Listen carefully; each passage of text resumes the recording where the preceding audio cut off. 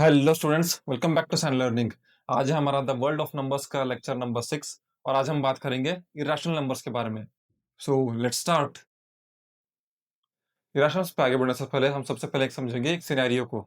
इस सिनेरियो क्या है कि तो आपको एक स्क्वायर दिया हुआ है जिसका साइड्स का लेंथ है 1 मीटर।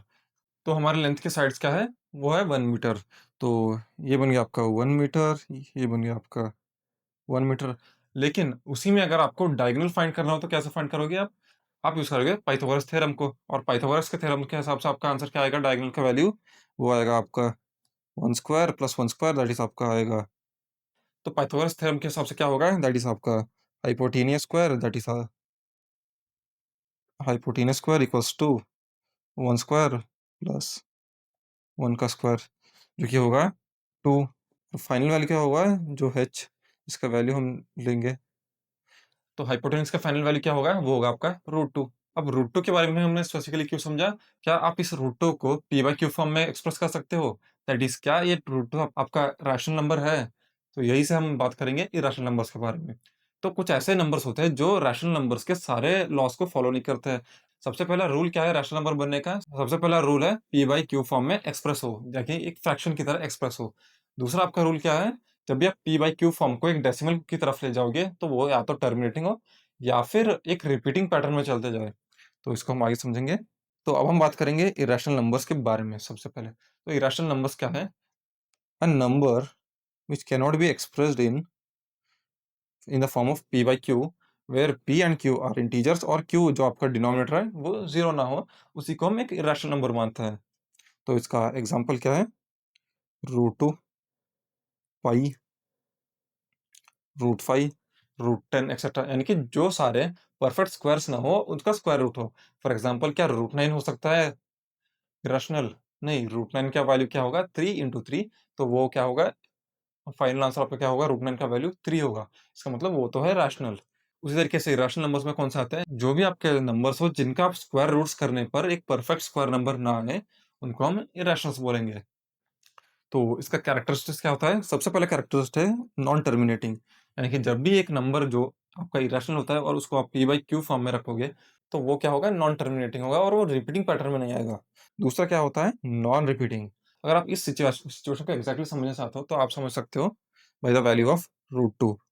√2 में क्या होगा कि जब आप √2 को कंटिन्यूअसली आप उसके वैल्यू को निकालने के लिए जाओगे तो सबसे पहले आएगा 1.41, देन 42, देन 1356 और एक रैंडम फैशन में कंटिन्यूअसली नॉन रिपीटिंग वे में कंटिन्यूअसली वो चलता जाएगा और उसका कहीं पे भी जाके एक टर्मिनेटिंग आंसर नहीं मिलेगा। तो वो सारे जो आपके स्क्वायर रूट्स होंगे उस सारे स्क्वायर रूट्स के वैल्यूज पे अप्लीकेबल होगा। उसी तरीके से आपका पाई का वैल्यू क्या होगा, पाई का वैल्यू हम ज़्यादातर कैलकुलेशंस में 3.14 लेते हैं और या फिर 3.141 लेते हैं, लेकिन उसका पाई का वैल्यू क्या है, पाई का एक non terminating non repeating value है। तो उस हिसाब से पाई भी आपका बन जाता है इरेशनल नंबर। फिर आते हैं हम उस टॉपिक को जो आपके एनसीईआरटी में बहुत ज़्यादा हाइलाइटेड है, वो है आपका वाई √2 इरेशनल। और इसी तरीके से देखो एग्जाम में या तो √2 पे पूछा जाएगा या फिर आपके √5 में पूछा जाएगा कि why √5 is an irrational number, why √2 is an irrational number. तो ज़्यादातर आपको √2 या फिर √5 के बारे में पूछेंगे। देखो, इसको आप प्रूव करने से पहले ना सबसे पहले एक चीज़ समझो। इसका जो है प्रूफ काफ़ी इंटरेस्टिंग क्यों बनेगा, क्योंकि ये होगा आपका प्रूफ ऑफ कॉन्ट्रडिक्शन। कॉन्ट्रडिक्शन का मतलब क्या होता है, क्योंकि ए इज़ नॉट प्रोवन यानी कि वो हो सकता है बी हो। यानी कि अगर 2 पॉसिबिलिटी समझो, फॉर एग्ज़ाम्पल कोई एक लड़का हो जिसके पास एप्पल्स भी हो, ऑरेंज भी हो और उसने उस उन दोनों में से एक को खाया है। अगर वो ये बोलेगा कि मैंने ऑरेंज नहीं खाया है, इसका मतलब क्या है कि उसने एप्पल खाया है। बस उसी तरीके से आपका कॉन्ट्रडिक्शन। प्रूफ ऑफ कॉन्ट्रडिक्शन क्या कहता है, क्योंकि हम √2 को रैशनल नहीं बना सके इस वजह से वो है इरैशनल। तो इस तरीके से है आपका। सबसे पहले हम अज़्यूम करेंगे कि √2 है आपका रैशनल नंबर। तो अज़्यूम क्या हम करेंगे, √2 आपका रैशनल नंबर यानी कि आपका √2 जो है वो पी बाई क्यू फॉर्म में एक्सप्रेस हो सकता है। तो यहाँ पे क्या है, suppose √2 equals to p by q. √2 को तो हमने सबसे पहले पी बाई क्यू फॉर्म में एक्सप्रेस कर दिया है।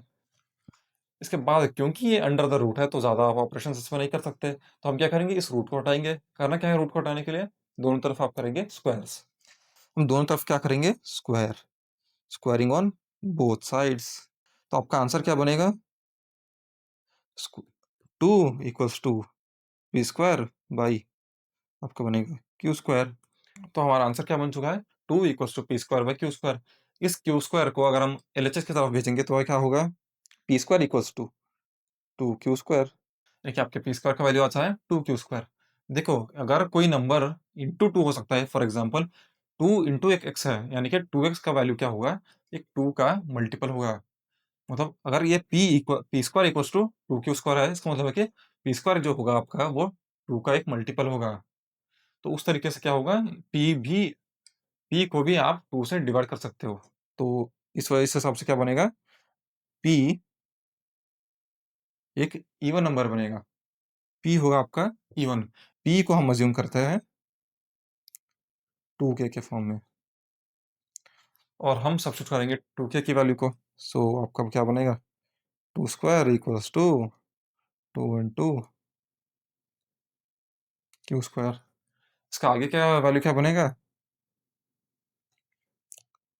4k square equals to 2 q square. अगर आप इसको सिंप्लीफाई करोगे तो क्या होगा? 2 वन ज़ा 2 टू ज़ा, उसी तरीके से 2k स्क्वायर इक्वल्स टू आया क्यू स्क्वायर। यानी कि क्यू स्क्वायर का भी वैल्यू क्या आ रहा है? फिर से 2k स्क्वायर आ रहा है। फिर से वही रूल अप्लाई होगा जो हमने पी के साथ किया था। यानी कि हमने क्या किया था, क्योंकि p square equals to 2 q square आया था, यानी कि एक 2 का मल्टीपल होगा, हो सकता है पी का स्क्वायर। इस बार क्या हो चुका है? क्यू स्क्वायर का वैल्यू 2k के अराउंड आ चुका है, यानी कि जो आपका क्यू होगा वो भी इवन होगा। यानी कि पी भी आपका इवन है, क्यू भी आपका इवन है। इसको आप सिंपली किस तरीके से समझ सकते हो कि दो नंबर जब भी इवन हो, इसका मतलब वो आपके 2 से डिवाइड होंगे, यानी कि वो सिंपलेस्ट फॉर्म ही नहीं है फर्स्ट ऑफ ऑल।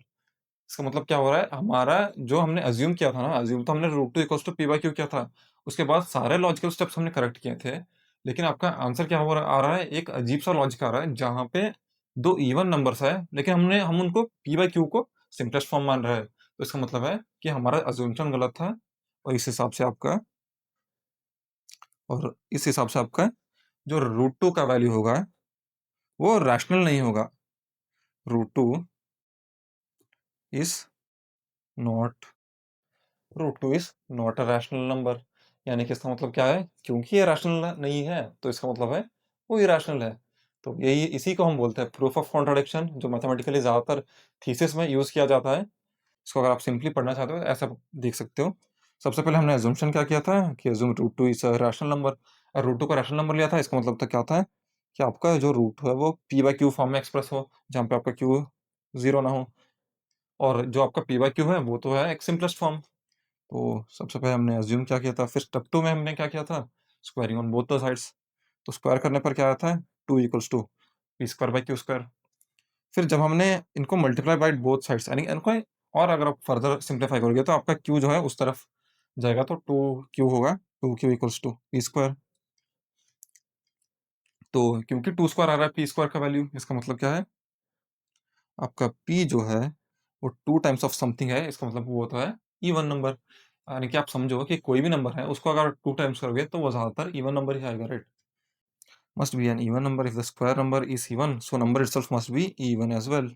इस हिसाब से हमने क्या अज्यूम किया होता है, पी की वैल्यू को हमने 2k मान के चला था आगे, जहाँ पे k आपका इंटीजर है। और हमने फर्दर सिंप्लीफाई करने के बाद क्या आया था, जो आपका क्यू स्क्वायर का वैल्यू है वो भी एक और 2k स्क्वायर में आया था, यानी कि वो भी एक मल्टीपल ऑफ 2 है। जब b और q दोनों मल्टीपल ऑफ 2 है, यानी कि वो सिंपलेस्ट फॉर्म ही नहीं है। इसका मतलब हमारा अजम्पशन है गलत। तो इस तरीके से डिडक्शन दोनों के दोनों इवन है। और आपका कॉन्ट्राडिक्शन क्या कहता है, we deduce that p and q is even. इसका मतलब है कि वो फैक्टर ऑफ 2 दोनों है, कॉमन फैक्टर ऑफ 2। तो इस हिसाब से आपका अजम्पशन रॉन्ग बनता है, और आपका रूट 2 को हमने इरेशनल में डाल दिया। फिर रूट 2 को तो हमने इरेशनल मान लिया, अब हम उसको नंबर लाइन पे प्लॉट कहाँ पे करेंगे? देखो नंबर लाइन का क्या है कि जो आपका नंबर सिस्टम्स है ना, उसको बोलते हैं हम रियल नंबर्स। और रियल नंबर्स में इरेशनल आएंगे, रैशनल आएंगे, दोनों नंबर मिलकर बनते हैं आपके रियल नंबर्स। तो इसका मतलब है कि उसी नंबर लाइन पे आपका इरेशनल नंबर भी लाई करेगा। तो उसका वैल्यू हम कैसे फाइंड करेंगे? Construction of root two. इसका स्टेप्स क्या है, बेसिक स्टेप्स में अगर आप एक बार पढ़ोगे तो समझ आएगा। तो ऑन नंबर लाइन सबसे पहले आपको 1 यूनिट लेना है, उसके बाद 1 यूनिट के हाइट को लेना है। बस आपको एक हाइपोटेन्यूज बना के जोड़ना है। आपको बनाना है रूट टू। रूट टू अगर आप पाइथागोरस थ्योरम के हिसाब से रूट टू का वैल्यू कब आएगा, राइट? तो उसको हम देखेंगे। रूट 2 का वैल्यू कब होगा? रूट 2 का वैल्यू हमने एक डायगोनल को फाइंड करते वक़्त में आता है। उसका स्क्वायर टोटल वो स्क्वायर क्या था? वो ऐसा था स्क्वायर। तो हम क्या करेंगे? इसी को इस्तेमाल करेंगे और इसका इस पार्ट को निकाल देंगे और ये बन जाएगा आपका एक राइट एंगल ट्रायंगल। इसमें इस साइड को हम लेंगे 1, इस साइड को हम लेंगे 1, यानी कि यहाँ पे क्या होगा? ऑटोमेटिक आपका आएगा √2। तो उसी तरीके से है, यानी कि एक साइड होगा 1, दूसरा साइड होगा 1, तो आपका रिजल्टेंट आएगा √2। सो इसी मेथड के हेल्प से हम नंबर लाइन पे √2 का वैल्यू निकालेंगे। तो सबसे पहले हम लेंगे एक स्ट्रेट लाइन, ये बन गया आपका एक स्ट्रेट लाइन। यहाँ पे हम मान लेते हैं 0 को, हमें क्या चाहिए? 1 यूनिट ऑन दैट साइड, तो समझो ये है आपका 1 यूनिट। फिर हमें क्या चाहिए था? 1 यूनिट का हाइट, तो ये है आपका 1 यूनिट का हाइट। फिर आया क्या है? हमें निकालना है हाइपोटेन्यूज। तो सिंपली आपका लेंथ क्या बनेगा? ये बन गया आपका लेंथ ऑफ √2। तो ये है आपका √2। अगर हमें इसी नंबर लाइन पे के ऊपर अगर हमें पॉइंट चाहिए, तो हम आपको क्या करना पड़ेगा? सबसे पहले आप 0 के पॉइंट पे, सबसे पहले आप एक कंपास को लो। ये जो आपका ग्रीन पॉइंट यहाँ पे है 0 पे, उस पे आपका कंपास के उस सब जो पॉइंटर है उस पर रख दो और यहाँ से आपको क्या करना है? एक आर्क ड्रॉ करना है। एंड यहाँ पे आएगा आपका, तो यहाँ पे आएगा आपका √2 का वैल्यू। तो इस तरीके से आप √2 को इजीली सॉल्व कर सकते हो। तो ऑन अ नंबर लाइन √2 का वैल्यू क्या करेगा? वो लाई करेगा जो ग्रीन कलर के आर्क से मैंने दिखाया होगा। अब हम बढ़ेंगे आगे अपने नेक्स्ट टॉपिक के ऊपर, जो कि आपका रियल नंबर्स। तो रियल नंबर्स में सबसे पहला क्या होता है? Decimals and cyclic patterns. देखो सिंपल वे में आपको डेसिमल का मतलब तो जानते ही होंगे। डेसिमल्स का मतलब क्या होता है? दो एग्जैक्ट इंटीजर्स के बीच में जितने नंबर्स लाई करेंगे उनको हम डेसिमल्स मानते हैं।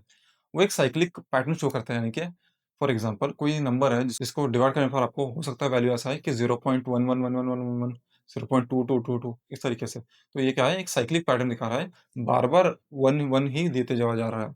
When rational numbers and irrational numbers are combined, they form a set of आपके रियल नंबर्स, यानी कि रैशनल नंबर, इरेशनल नंबर दोनों मिलकर बनाते हैं आपके real numbers. Every point on the number line represents a real number. फिर हम बात करेंगे डेसिमल एक्सपांशन के बारे में।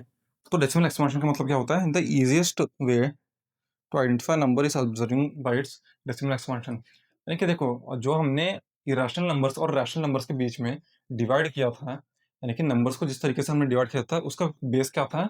पी बाई क्यू फॉर्म में एक्सप्रेस होता है या नहीं होता है। इसका मतलब क्या है? आपका डेसिमल उतना ज़्यादा इंपॉर्टेंस रहता है कि हमने नंबर्स को एंटायरली, जो आपके रियल नंबर्स हैं उनको हमने मेनली डिवाइड क्या किया था? पी बाई क्यू फॉर्म में एक्सप्रेस होते हैं या नहीं। इस हिसाब से आपका एक नंबर का जो डेसिमल एक्सपांशन है वो ज़्यादा आपका मायने रखेगा इस चीज़ में कि क्या वो एक रैशनल नंबर है या वो एक इरेशनल नंबर है। तो इसको हम समझेंगे। तो अगर एक डेसिमल को अगर आप देखोगे, अगर वो एक डेसिमल रैशनल डेसिमल है, तो उसका मतलब क्या होगा? वो या तो हो टर्मिनेटिंग डेसिमल या फिर हो रिपीटिंग डेसिमल। यानी कि जब भी आप डिवाइड करोगे तो या तो वो एंड हो जाए कहीं पे। फॉर एग्जांपल, इनकी टर्मिनेटिंग का वैल्यू का मतलब जैसे वो आपका 10/20, तो क्या ये रिपीट करेगा कंटिन्यूअसली? नहीं। और आप इसको डिवाइड करोगे तो होगा 1/2। 1/2 को फर्दर आप डिवाइड करोगे, क्या आएगा आपका? 0.5। That's it. तो इसका 0.5 के बाद क्या कुछ आएगा? नहीं, क्योंकि तो ऑलरेडी इसके बाद क्या होगा? वहाँ पे आपका रिमाइंडर आएगा 0, यानी कि 0.5 है आपका फाइनल। तो उसी तरीके से अगर हम रिपीटिंग डेसिमल्स की तरफ देखे जाए, तो रिपीटिंग डेसिमल में फॉर एग्जांपल आप समझो 50/15 को अगर आप इसको डिवाइड करोगे तो क्या आएगा? 5 3s है, 5 10s है, यानी कि 10/3। 10/3 का वैल्यू क्या आएगा? 3.333 आते जाएगा। जब आप डिवाइड करोगे तो आएगा आपका वैल्यू 3.33, और ये 33 आते जाएगा, यानी कि एक रिपीटिंग पैटर्न में। इसका मतलब क्या है? रिपीटिंग डेसिमल होगा तो भी रैशनल डेसिमल होगा, अगर टर्मिनेटिंग डेसिमल होगा तो भी रैशनल डेसिमल होगा। यानी कि ऐसे केस में जहाँ पे वो नॉन रिपीटिंग होगा तभी इरेशनल बनेगा। तो इसके बारे में फर्दर देखेंगे। तो टर्मिनेटिंग डेसिमल क्या होता है? A decimal which ends after a finite number of digits. इसका एग्जांपल क्या है आपका? 3/8। उसी तरीके से 7/20 या फिर 13/250 करोगे। देखो इंटरेस्टिंग पैटर्न क्या है? जब भी डिनोमिनेटर में एक इवन नंबर है ना, तो ज़्यादातर क्या होगा? टर्मिनेटिंग वाले वैल्यू आएगा। मतलब ये हमेशा कंपल्सरी नहीं है कि इवन नंबर ही हो डिनोमिनेटर में तभी आएगा। फॉर एग्जांपल बहुत बार ऐसा हो सकता है कि आपको किसी नंबर के साथ डिवीजन में 6 दे सकता है, तब भी वो जो है रिपीटिंग आंसर दे सकता है। लेकिन अगर वो एग्जैक्टली मल्टीपल ऑफ 2 हो और मल्टीपल ऑफ 3 बिल्कुल ना हो, तो उस कंडीशन में क्या होगा? उस कंडीशन में आपका टर्मिनेटिंग डेसिमल ही आएगा ज़्यादातर। जैसे 2 का मल्टीप्लिकेशन करने में 2 हो सकता है, 4 हो सकता है, 8 हो सकता है, 10 हो सकता है, 14 हो सकता है। इस तरीके से जब भी ऐसे वैल्यूज़ आएँगे तो आपका टर्मिनेटिंग आ सकता है, ज़्यादा चांसेस होंगे। उसी के साथ इवन 5 के मल्टीपल्स भी, 5 2 ज़ा 10 होगा, 5 3 ज़ा 15 होगा। ये भी आने पर आपका ज़्यादातर चांसेस बनेंगे कि आपके टर्मिनेटिंग वैल्यू हो। उसके बाद हम बात करेंगे रिपीटिंग के बारे में। रिपीटिंग अभी हमने जैसे समझा था केसेस में, जैसे 50/15 बनेगा आपका 10/3 और 3.33 आ रहा था। उसी तरीके से अगर हम देखेंगे तो डेसिमल इन विच 1 डिजिट और a group of digits repeats forever, उनको हम बोलेंगे रिपीटिंग डेसिमल। इसका एग्जांपल क्या है? 5 डिवाइडेड बाय 11। जब आप 5 को 11 से डिवाइड करोगे तो आपका वैल्यू क्या आएगा? 0.45454545 और ये कंटिन्यूअस आपके चलता जाएगा। उसी तरीके से अगर आप 1/3 को करोगे तो आएगा आपका हमारा आंसर 0.3333। 7/9 करोगे तो भी 0.777 है। तो इसको अगर आप स्पेशलिटी देखेंगे तो इसका स्पेशल क्या है? यहाँ पे 9 भी है आपका 3 का मल्टीपल। उसी तरीके से अगर आप 6 को एक बार देखना चाहते हो तो ऐसा कर सकते हो। तो 100/6 यहाँ पे भी आपका 3 मल्टीपल है, तो यहाँ पे आपका वैल्यू क्या आएगा? अगर आपको फाइनल रिजल्टेंट देखना है तो इसका फाइनल वैल्यू क्या आता है? 16.666, इस तरीके से आता जाएगा आपका वैल्यू। फिर हम बढ़ते हैं अपने नेक्स्ट पार्ट पे, that is find the decimal expression, find the decimal expansion of 10/3 and 11/12। What do you observe? सबसे पहले तो मैं ये चाहूंगा कि आप पॉज करके पहले खुद से ट्राई करें। तो आई होप आपने ट्राई किया होगा। तो 10/3 हमने अभी अभी एक सिचुएशन में देखा था। 10/3 को जब आप डिवाइड करोगे तो आपका आएगा 3.333। अगर आप लॉन्ग डिवीजन से करना चाहते हो तो कर सकते हो, लेकिन ज़्यादातर 10/3 को जब आप डिवाइड करोगे तो 3.333 आएगा। उसी तरीके से दूसरा क्या है आपका 11/12। यहाँ पे आप लॉन्ग डिवीजन का मेथड ले सकते हो। तो सिंपल क्या है, 12 को क्या 12 टेबल में 11 तो आएगा नहीं, तो आपको क्या लेना है, 0 दो पॉइंट ले लो। इसके बाद क्या गया 110, 12 लाइन होगा आपका 108। तो सब्ट्रैक्ट करने पर क्या होगा, आएगा वैल्यू 2। फिर आप 0 ले लेना, 12 वन ज़ा 12, वैल्यू आएगा आपका 8। 0 ले लो, फिर 12 5 ज़ा 60, 12 6 ज़ा 72, 12 6 ज़ा हो गया 72। फिर आ चुका है आपका 8। तो अभी हमने ऑलरेडी 8 ही लिया था, उसके बाद फिर 8 आ रहा है, इसका मतलब फिर हम 8 ही लेंगे और फिर यही जो है 0.91666 का ये जो पैटर्न है वो कंटिन्यूअसली चल जाएगा। यानी कि आपका जो सेकंड फ्रैक्शन है 11/12 है आपका रिपीटिंग, 10/3 भी है रिपीटिंग, यानी कि दोनों आपके डेसिमल एक्सप्रेशंस क्या है, वो है रिपीटिंग। फिर हम बढ़ते हैं मैजिक ऑफ साइक्लिक नंबर्स का। साइक्लिक नंबर्स के बारे में थोड़ा सा डिस्कशन करेंगे।